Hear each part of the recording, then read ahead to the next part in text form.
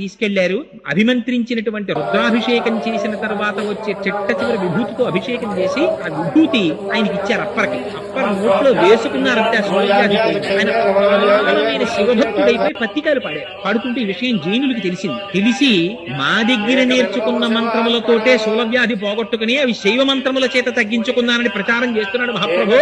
అందుకని పిలిచి అప్పర్ని దండించమన్నారు. రాజుని కట్టేసి తీసుకొచ్చారు. అప్పర్ని తీసుకొచ్చిన తర్వాత ఏమయ్యా నువ్వు ఇలాంటి మాటలు చెప్తున్నా ఉంటా కదా, నిన్ను శివుడు ఎలా రక్షిస్తాడో చూస్తాం, ఉడుకుతున్న సున్నపు గదిలో పారైంది. పడేశారు.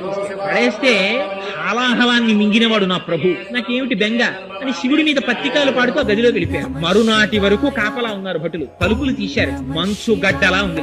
ఏసీ చేసేస్తే ఎలా ఉంటుందో అలా ఉంది గది.